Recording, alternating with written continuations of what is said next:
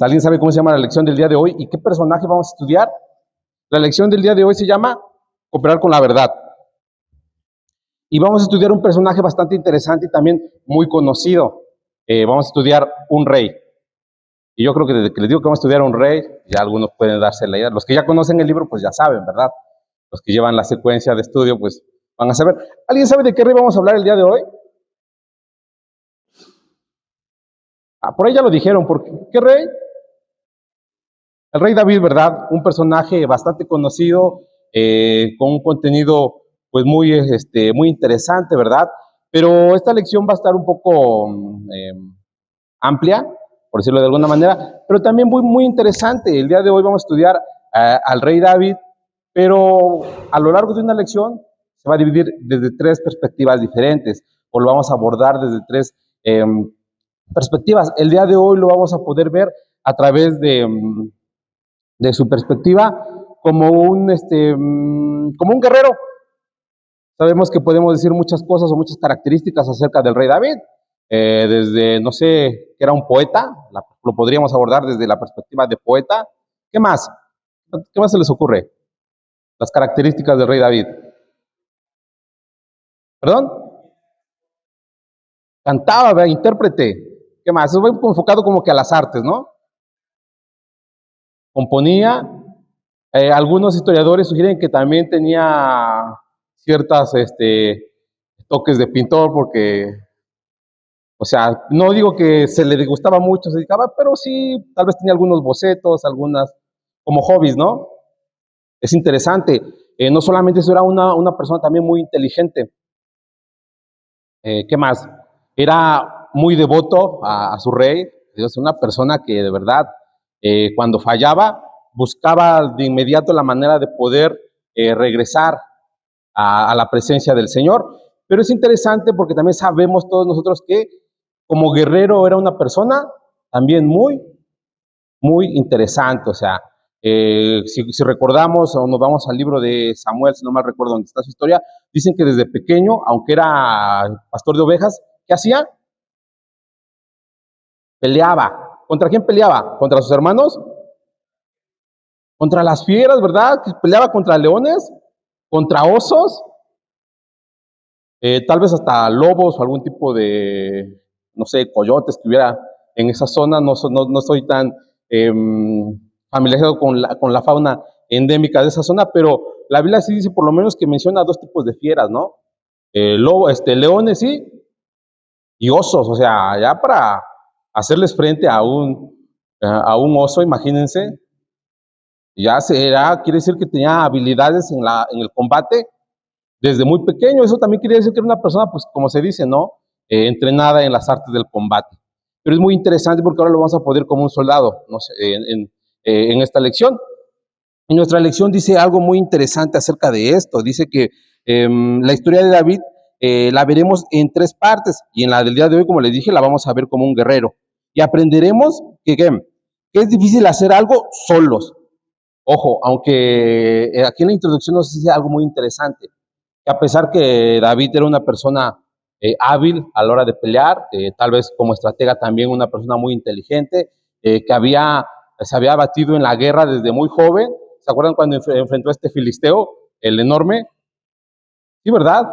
Creo que es una de sus batallas más, de las más icónicas. ¿Qué más?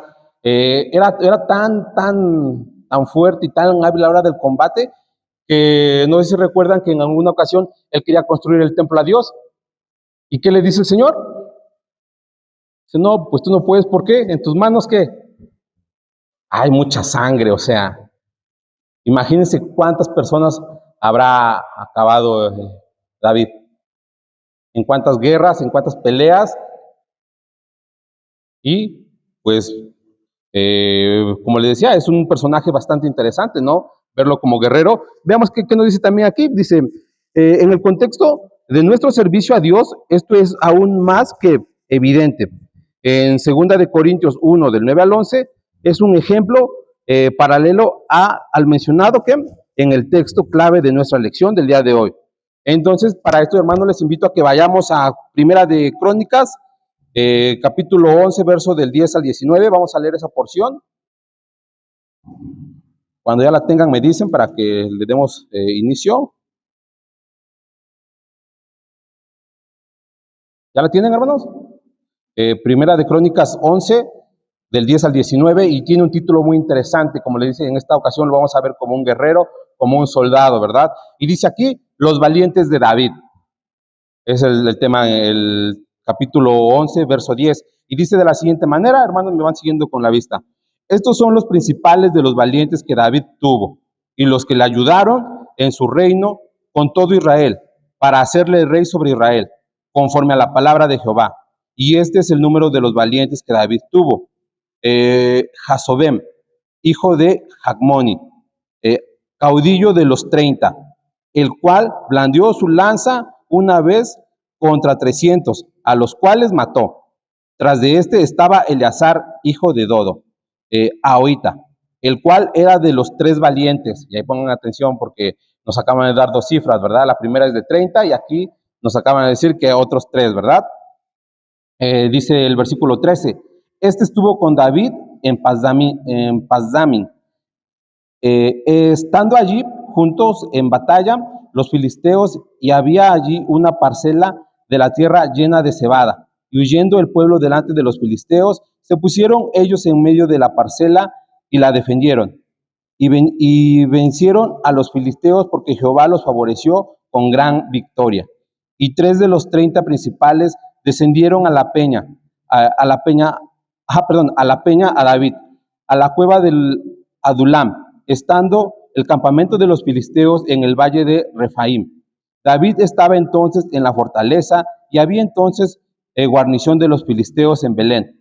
David deseó entonces y dijo: ¿quién me diera de beber de las aguas del pozo de Belén, que están en la puerta? Y aquellos 3 rompieron por el campamento de los filisteos y sacaron agua del pozo de Belén, que estaba a la puerta, y la tomaron y la trajeron a David.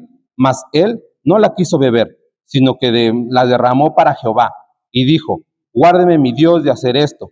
¿Había yo de beber la sangre y la vida de estos varones, que con peligro de sus vidas la han traído? Y no la quiso beber. Esto hicieron aquellos 3 valientes. Y es muy interesante porque les decía hace un momento que vamos a analizar a David desde la perspectiva de un guerrero, ¿verdad? De un soldado. Y es muy interesante porque a continuación en esta pequeña porción nos aparecen y nos dice algo muy, pues aquí como que un tema curioso, un dato curioso. Dice que él tenía un grupo de soldados también, muy valientes, ¿verdad? No sé si han escuchado esa frase popular que dice, Dios los hace y ellos se juntan, refiriéndose hacia algún grupo de personas, ¿no? O sea, algunos tal vez son aficionados a la lectura y forman algún tipo de club, ¿no? Algunos a la pintura, como mencionaba hace un momento, y estos grupos de personas tienden a tener algo en común, ¿no? Y es interesante cómo aquí menciona a un grupo de valientes, ¿verdad? Y primero que nada aquí dice que él tenía como que un grupo selecto de 30 personas. 30 personas eran guerreros, y aquí en el versículo 1 menciona, en el versículo 11 menciona a uno que también llama la atención, ¿verdad? Dice que uno que mató a 300 personas con una lanza, ¿no? Y digo, wow, ¿a qué nivel de fuerza, de ferocidad, de entrenamiento estaban estas personas? Pero si nos ponemos a analizar un poco, yo creo que están como que en el estándar, ¿no? Para el rey. Ya habíamos hablado un poco acerca del rey David como guerrero, y sabíamos que desde pequeño fue una persona intrépida, ¿verdad? Valiente, fuerte. Y no se podía esperar menos de sus guerreros, ¿no? Dice, aquí menciona 30. Si hay otras menciones a través de las escrituras o en algunos escritos que menciona que hay cerca de 50, porque en 2 Samuel, ahorita vamos a leer una parte, nos dan un listado de más personas, pero en promedio eran 30 personas las que se rodeaban, que estaban cerca del rey David, y no solamente eran personas comunes o ordinarias, eran personas que se dedicaban al combate y a la guerra. Y como les decía aquí mencionan a uno que peleó contra 300 y todavía nos hacen una mención bastante interesante. Dice que dentro de ese grupo de 30 había aún 3 que destacaban más que esos 30. Imagínense, es muy interesante, ¿no? Eso habla mucho no solamente acerca de lo que hacían, sino de las personas con las que tenía cerca o pertenecían al círculo del rey David. No decía que tenía aquí algún pacifista, si estaban en medio de conflictos bélicos. Eso nos lleva a una pregunta interesante. ¿Qué clase de personas son con las que nos rodeamos, no? O forman parte de este círculo en el que estamos. Dice a continuación aquí, la lección dice, nos hace una pregunta muy interesante. Dice, ¿qué aprendemos de los valientes de David? Para esto, hermanos, antes de continuar, déjenme nomás checo porque aquí lo tenía anotado. Dice así, aquí, perdón, aquí lo tengo. Dice, ¿qué aprendemos de los valientes de David? Y nos hace 3 preguntas a continuación esta lección. Ya aquí nos mencionamos, pero para esto también les invito a que podamos ir a Crónicas, no, perdón, a Samuel. Segunda de Samuel 23, 8. Porque aquí nos habla un poquito más acerca de estos 3 valientes. Solamente vamos a leer son como los primeros 10 versículos.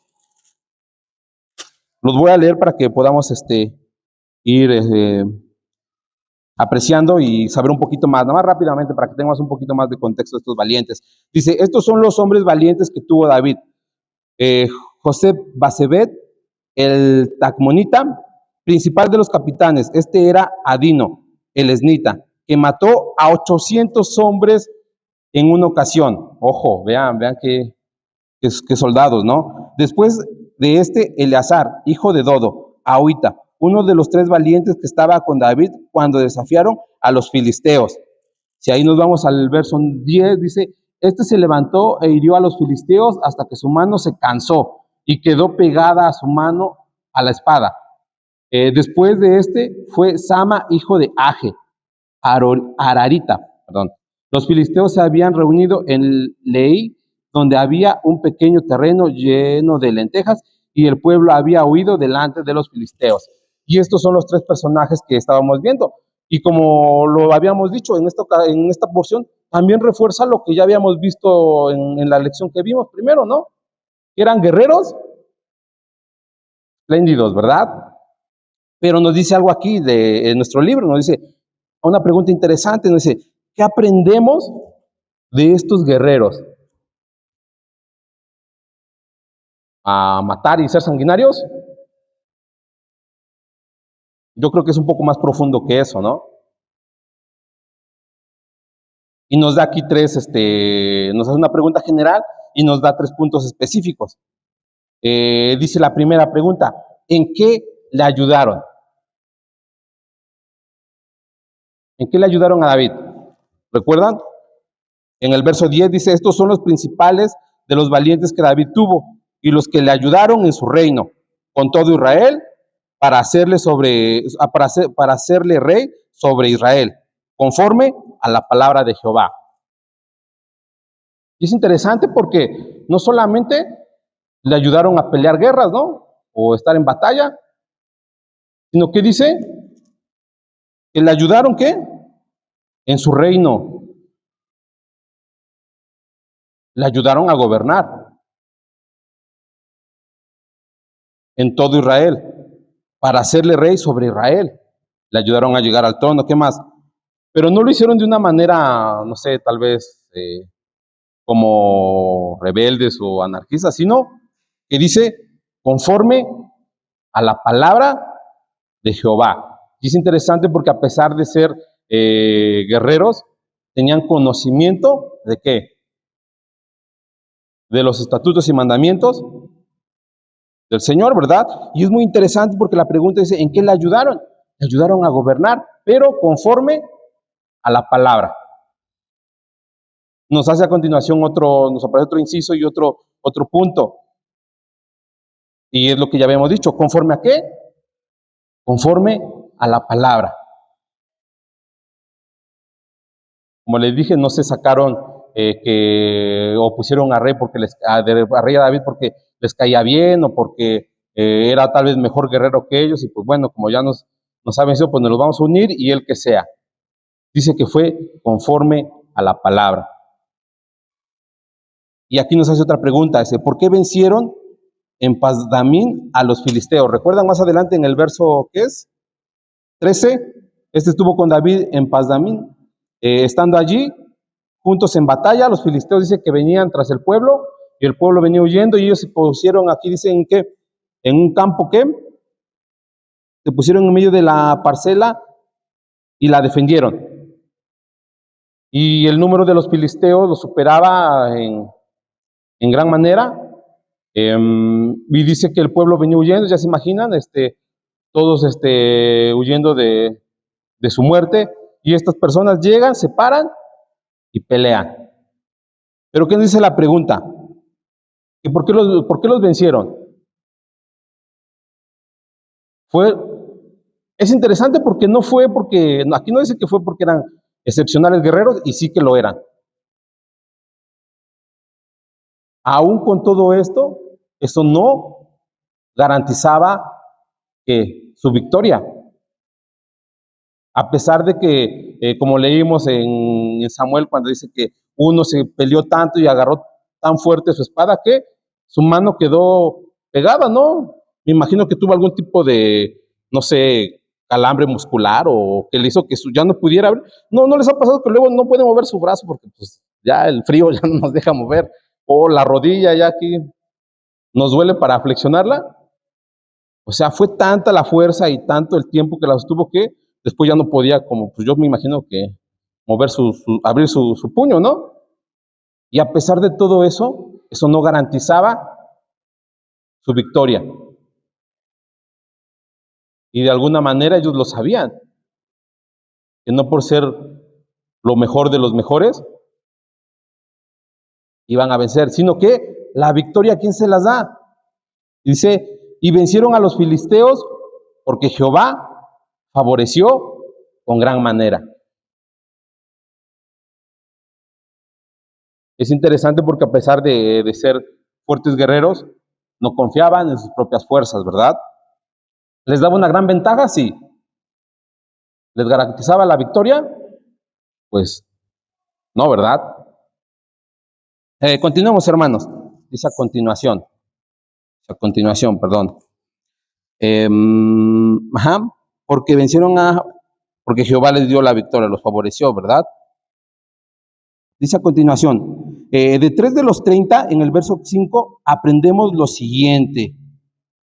Vamos a leer, ahora nos vamos a enfocar un poco en el verso 5. Y dice, ven que, como les decía, tenía un grupo de 30 el rey David, pero hace mención de 3 en específico. Y el verso 15 dice de la siguiente manera, y 3 de los 30 principales descendieron a la peña a David, a la cueva de Adulam, estando el campamento de los filisteos en el valle de Refaim. David estaba entonces en la fortaleza y había entonces guarnición de los filisteos en Belén. David descendió entonces y dijo, ¿quién me diera de beber de las aguas del pozo de Belén, que está en las puertas? Y aquellos 3 rompieron por el campamento de los filisteos a sacar agua para el rey, ¿verdad? Yo creo que eso ya nos había quedado claro, pero dice a continuación, de estos 30 personajes hay 3, ¿y qué podemos aprender de ellos? Y nos da también 3 opciones. Dice, ¿qué hicieron con sus oídos?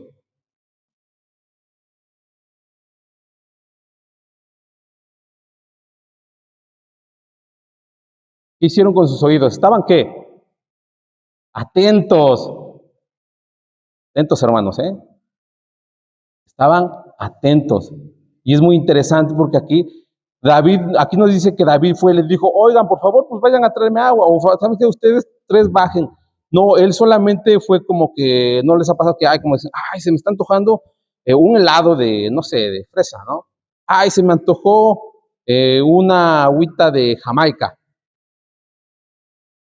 Yo creo que fue más que nada un comentario, ¿no? Como que, ¿cómo se me antoja beber de esa agua? A lo mejor era muy fresca o, no sé, tenía un sabor diferente debido a que era, no sé, un nacimiento natural ahí.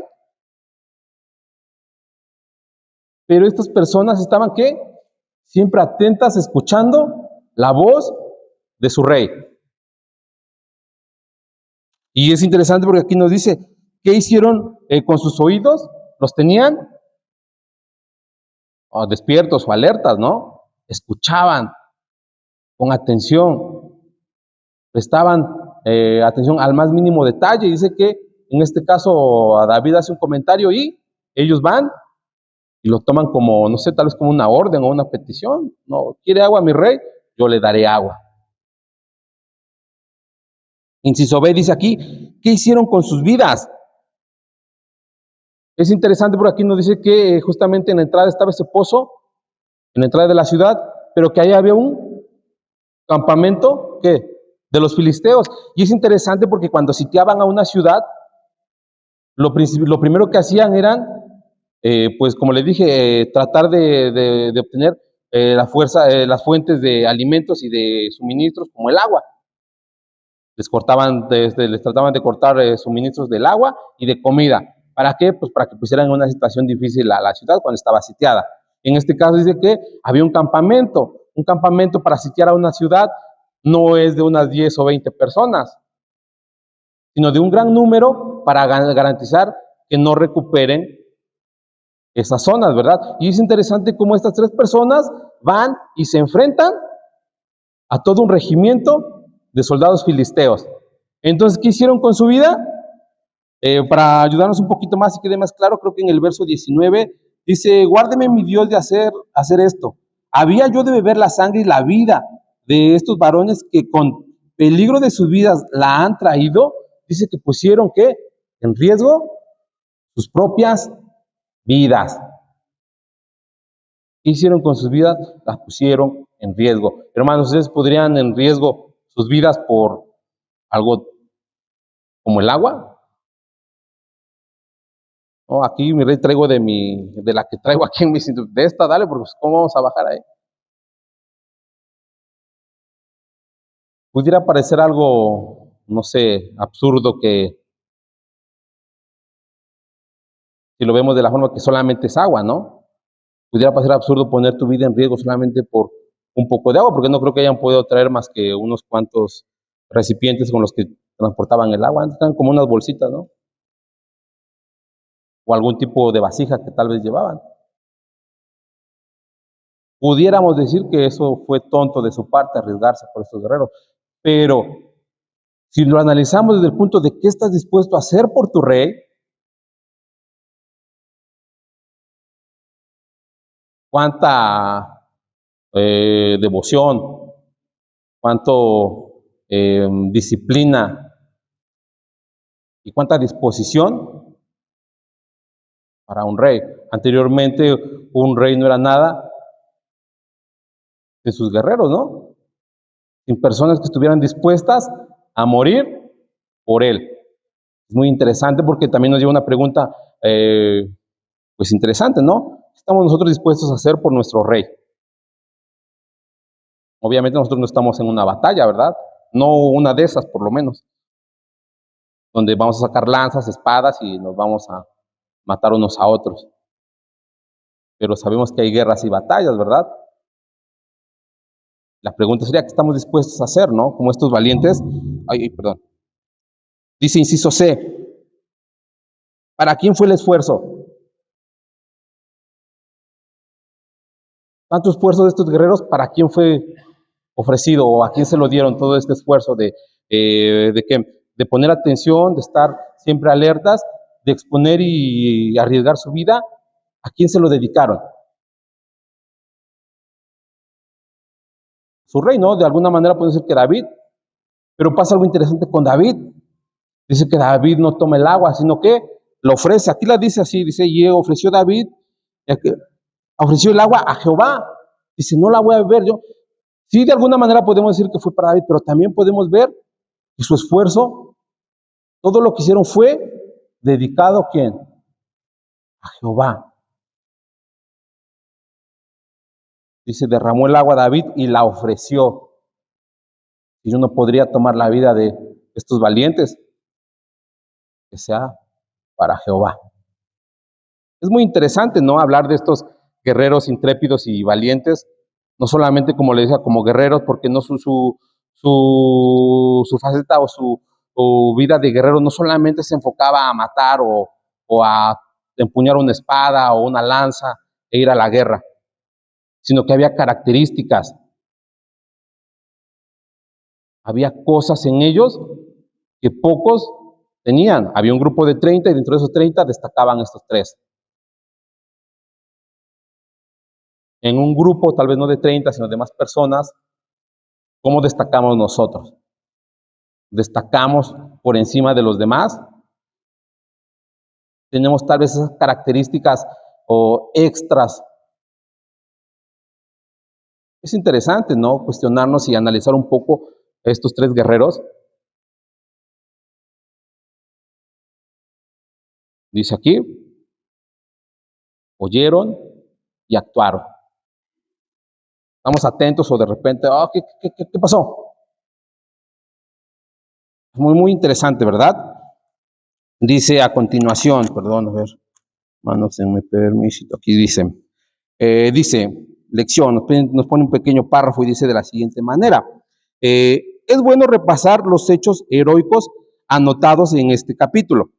Las armas, los enemigos y las circunstancias hacen resaltar la verdad que Dios solo necesita nuestra fe en Él y nuestra obediencia a su palabra.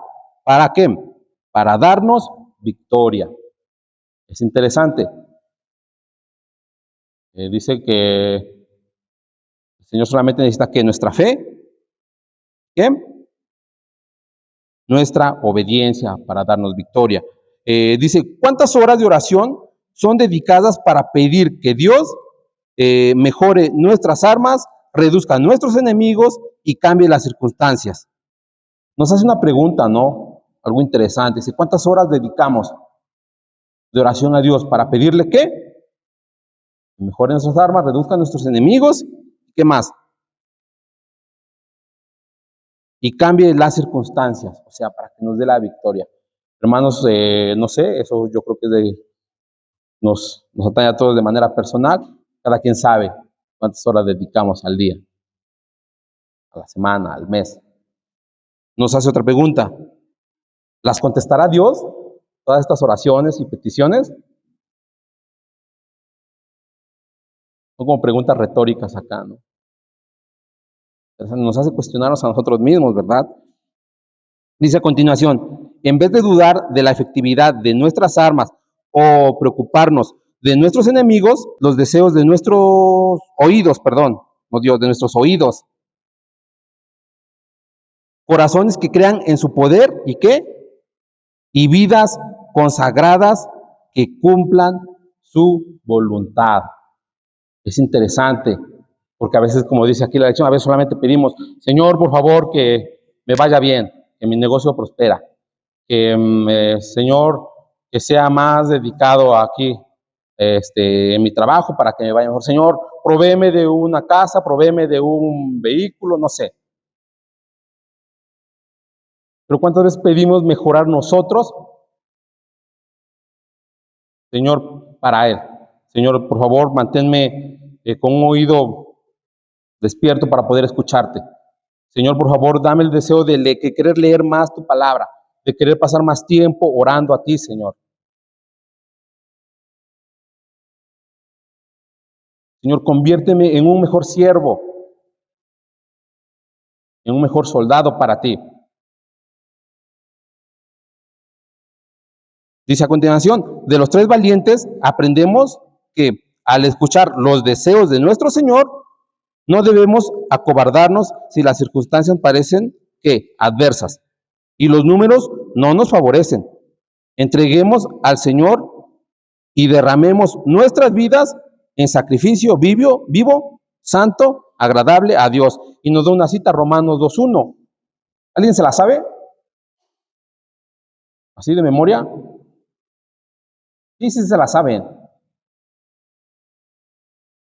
Yo sé que sí se la saben, pero bueno, les doy chance que la lean. ¿Qué dice? Así que, hermanos, os ruego por las misericordias de Dios que presentéis vuestros cuerpos en sacrificio vivo, vivo, santo, agradable a Dios, que es vuestro culto racional. Y es algo interesante porque dice, le ruego, ¿por qué? Por las misericordias que se nos han dado, que son nuevas cada mañana y que permanecen fieles. Que nosotros nos presentemos delante de Él como sacrificio vivo, santo y agradable a Él. Interesante, ¿no? Yo cuando leí dije, wow, estos guerreros de verdad que estaban no solamente en otro nivel a la hora del combate, sino como personas, eran personas inteligentes, atentas. Dice a continuación nuestro libro, dice aplicación. Y nos dice aquí, pensemos en algunas figuras de la iglesia. ¿Qué nos dice la Biblia sobre cada una de ellas? Y nos da aquí 4 puntos. Dice que la figura de la iglesia, y en una de ellas es como edificio. Para eso les invito a que alguien vaya a Efesios 2:21 y lo lea. Efesios 2:21 de este lado. Y luego de este otro que vaya a Efesios 4:16. Y ahorita les doy otras citas. ¿Vale? Y la pregunta es, figuras de la iglesia. ¿Qué nos dice la Biblia acerca de ellas? ¿Y qué nos muestra? Efesios, ¿qué? 2:21. ¿Ya tienen Efesios 2:21 de este lado? ¿Qué dice? No, de este lado.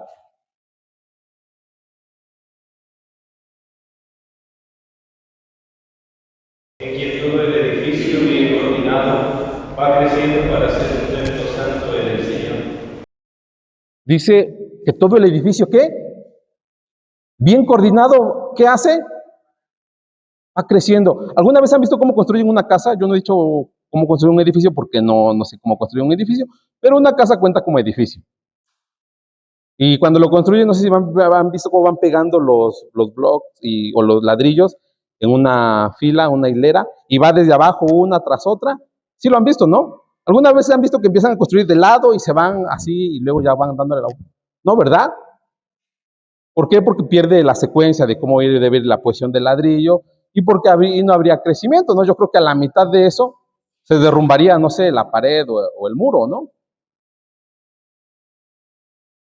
Dice que el crecimiento viene de la coordinación, ¿verdad? De algo organizado. Dice que justamente así es una iglesia, ¿no? Bien coordinada. Un grupo de soldados, ¿cómo deben estar? Bien coordinados. ¿Qué pasa si van al campo de batalla y cada quien hace lo que quiere? Difícilmente van a ganar, ¿verdad?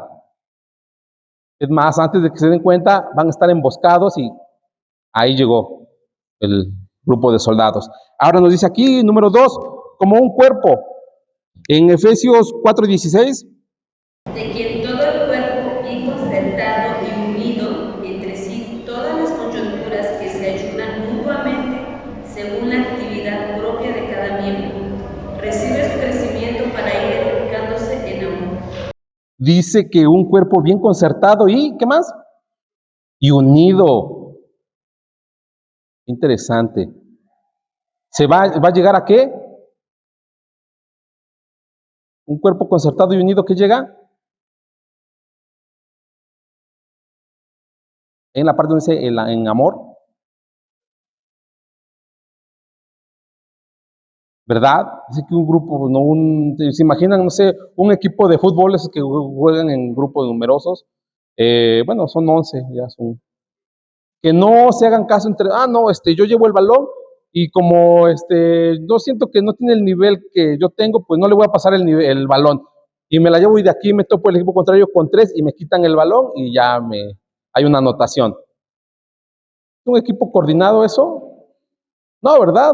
¿Podría ganar un equipo sin coordinación? ¿O qué tal uno de básquetbol y le están aquí estoy libre y estoy cerca de la canastilla? No, pues yo se la paso al que está ahí con más, porque tú no me agradas. Unidos, ¿verdad? A continuación dice otro, 3, como un ejército. Vamos a Filipenses 1:27, ¿qué dice? Filipenses 1:27.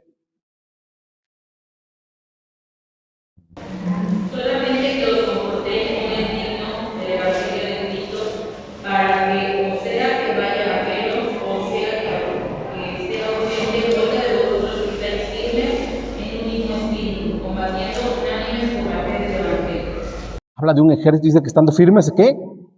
En un mismo espíritu. Yo me imaginaba y pensaba acerca de estos 30 y de estas 3 personas que menciona la lectura. ¿Qué hubiese pasado si no tuvieran los mismos convicciones, valores, el mismo nivel como guerreros? ¿Qué hubiera pasado si no peleaban por la misma causa? ¿Hubieran ganado y hubieran podido hacer todo lo que hicieron? Pues yo creo que difícilmente lo hubieran logrado. Es más, me atrevo a decir que no, porque si regresamos aquí al verso 14, donde dice que la victoria era a favor de ¿quién? De Jehová. Esto quiere decir que no solamente tenían un estilo de pelea, un nivel, sino que compartían también un mismo espíritu, ¿no? Una misma causa hacia el rey. Y todos estaban con él. Es interesante, ¿no? Imagínense, como les decía, un ejército o un escuadrón de soldados que vayan a la guerra, pero todos y cada uno peleando como quiere y por sus propios intereses. No creo que ganen alguna batalla así. Dice a continuación, como una familia, dice ayuda mutua. Y nos da 2 citas, Gálatas 6:10 y Hebreos 13:16. ¿Qué dice Gálatas 6:10 y Hebreos 13:16? Así que busques darnos oportunidad, hacerlo bien a todos y mayormente a los de la familia de la fe. Bueno, aquí nos da también un listado de palabras donde, pues a través de esta cita, tenemos que encontrar dónde está la cita. Pero para eso vamos a tener que leer los 2 capítulos de Hebreos 6 y Hebreos no lo vamos a leer, solamente yo les voy a dar las citas aquí que encontré. En Hebreos, aquí nos aparece la palabra orar.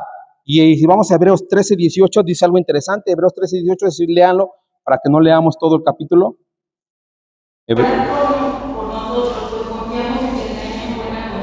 Ahí nada más, ahí nada más. Dice orar, ¿por quién? Y aquí nos dice que también una imagen de la iglesia, ¿qué? Es una familia. Y entre familia oramos los unos por los otros, ¿verdad? Ahí en orar, póngale Hebreos 13:18. Sobrellevar, en Gálatas 6:2.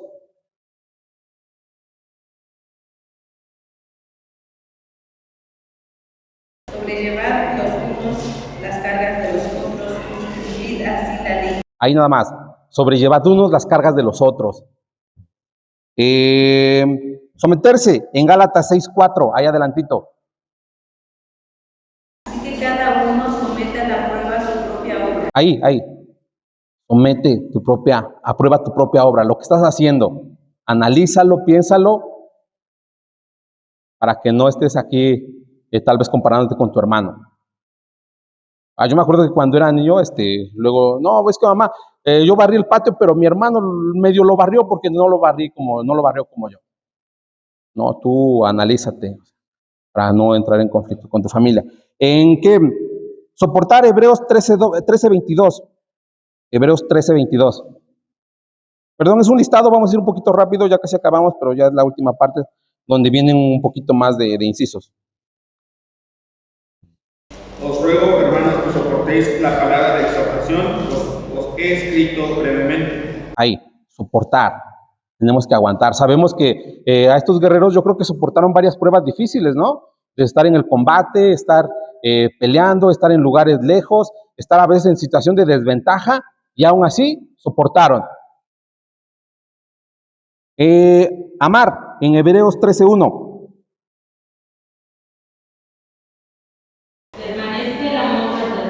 Ahí. Interesante. Dice, siempre permanezca el amor fraternal, el amor de familia. Es muy interesante, ¿no? Aquí dice, inciso H, dice, enseñar en Gálatas 6:6.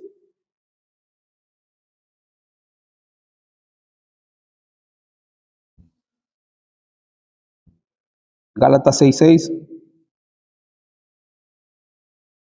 El que es enseñado en la palabra haga y participe de toda cosa buena. Enseñar, sí, ¿verdad? a ser partícipe de todas las cosas buenas a quien nos enseña, ¿verdad? Muy interesante, o sea, y estar también dispuestos a aprender, ¿verdad? Así como el que enseña, también el que aprende. Y ser benignos en Gálatas 6, 9 al 10 y Hebreos 13, 16. Gálatas 6, del 9 al 10 y Hebreos 13, 16. No nos cansemos pues de hacer bien, porque a su tiempo segaremos, si no desmayamos. Así que, según tengamos oportunidad, hagamos bien a todos y mayormente. Dice, hagamos bien a todos y mayormente a los de la familia, ¿verdad? Imagínense que yo ando, como dicen, de buen samaritano por allá afuera, pero ando aquí de grosero con eso, muy buena frase, Karen. Pero aquí ya pues ando peleando con Karen. Oye, Karen, es que tú, no, ¿verdad?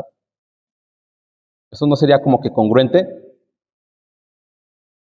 Y Hebreos 13, 16, ¿qué dice?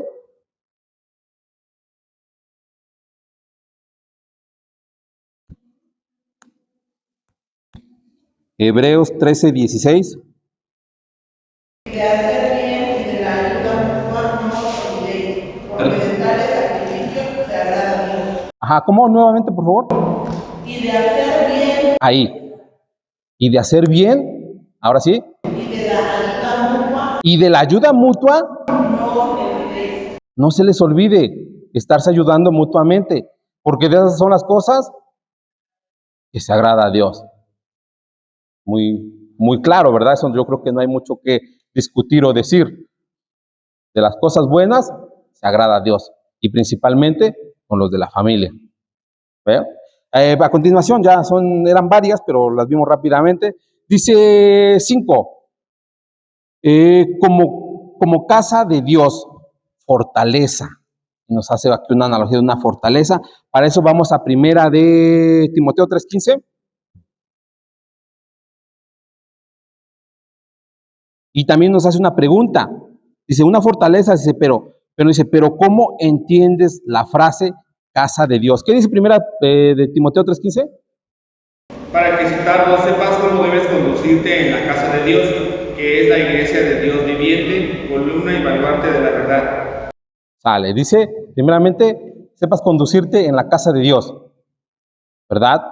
Y aquí nos dice, ¿qué entiendes por casa de Dios? Hay una cita bíblica que dice que Dios no habita en templos construidos por manos de hombre. ¿Creen que se refiere a un edificio? Si nosotros nos fuéramos al medio del campo o fuera lejos de la civilización y está toda la iglesia unida y trabajando como un escuadrón y una máquina perfectamente engrasada, como un engranaje de reloj, ¿sería eso la iglesia o tendríamos que venir a este edificio? Sería la iglesia, ¿verdad? Entonces, ¿a qué creen que se refiere con esta frase casa de Dios? Se refiere al conjunto más bien de ¿qué? De personas que están unidas cumpliendo ¿qué? La voluntad de Dios, así como estos soldados cumplían la voluntad de su rey y que estaban atentos y que exponían su vida y que ¿qué más? Que peleaban la batalla por su rey. Es interesante, ¿no? Dice también aquí, ¿qué haces como parte de una columna? Hace algo interesante porque aquí dice que también en la iglesia es columna y ¿qué? Y baluarte, ¿verdad? Y vamos a analizar estos dos últimos términos que son los que nos quedan.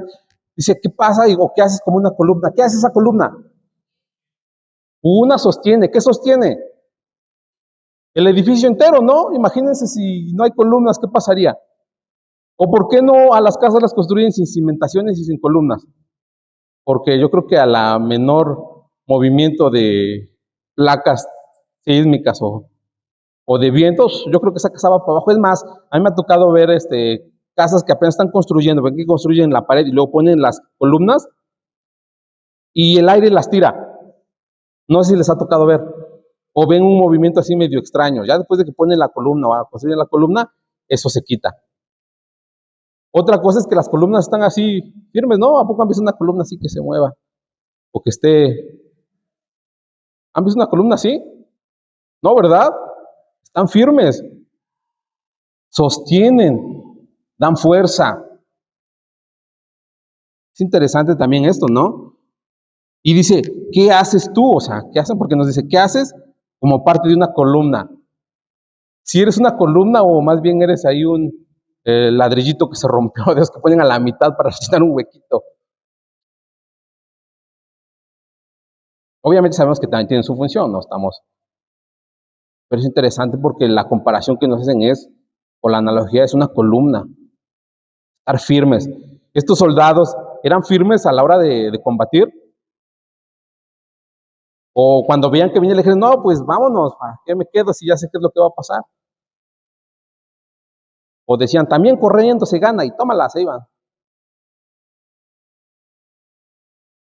Es muy interesante, ¿no? Porque se mantenían ahí firmes, sosteniendo. Yo creo que estos guerreros infundían también mucho ánimo a todos los demás soldados que lo hacían. No eran los únicos siempre. A veces estos 30 comandaban al ejército completo en sus diferentes divisiones y al verlos pelear, todos, no, pues vamos, mantenían esa firmeza en el campo de batalla. ¿Nosotros lo hacemos, hermanos? Es una pregunta interesante. Y dice, ¿qué haces como parte de un baluarte? ¿Alguien sabe qué es un baluarte? Anteriormente en los castillos o en las ciudades construían muros altos y no sé si han visto que hay como que algunas cúpulas donde había ventanitas o unos como cuadritos, así que era un cuadro sí, un cuadro no, un cuadro sí, un cuadro no, y algunos que eran como pues algunos tipos de habitaciones que terminaban en pico y podías ver a ambos lados. Son para vigías y para poder atacar desde lo alto. O sea, eran enfocados o su diseño era para la defensa. Estaban en lo alto porque así podían ver si se les acercaba el enemigo. Estaban cubiertos porque aunque les lanzaran flechas o lanzas, era más difícil que les llegara. Entonces, los baluartes eran de diferentes tipos y diferentes formas, pero todos tenían una función principal, o su función era la defensa. Y es muy interesante porque aquí nos dice, ¿tú qué haces como baluarte? Y es muy interesante porque hace un momento leíamos donde dice que en un campo, en una parcela, dice que separaron David y hace mención de este guerrero que era Eleazar. Obviamente había más hombres con ellos, pero dice que se paran como columnas firmes. ¿Y qué hacen? Y la defienden. No huyeron. Hermano, la pregunta es, ¿tú te paras firme y defiendes? ¿O ibas como el pueblo? Aquí dice también más atrás, dice que el pueblo iba por delante de los filisteos huyendo. Es interesante porque la comparación que nos hace es clara. Esas son preguntas que las vamos a dejar, no cada quien respóndase a sí mismo. Ya para terminar, última pregunta, dice, regresando al texto clave de 1 Corintios 11:10, debemos poner a Cristo en el trono, conforme a la palabra de Jehová. ¿Cómo se logra esto? ¿Ustedes cómo creen que se logra esto? Yo creo que una forma fácil es la que tenemos de estos 3 soldados, ¿no? Estando atentos y yo creo que actuando, ¿no? Hay muchas otras cosas que podrían entrar en la semántica de esta pregunta, pero un ejemplo claro lo tenemos a través de estos 3 soldados. Y la pregunta es, ¿qué es esa? O sea, ¿cómo se logra? Ellos dicen que gobernaron y que pusieron a David como rey porque estaban dispuestos a darlo todo por ese rey. Ganaron muchas batallas porque estaban dispuestos a darlo todo por ese rey. Yo creo que la disposición es clave también, ¿verdad?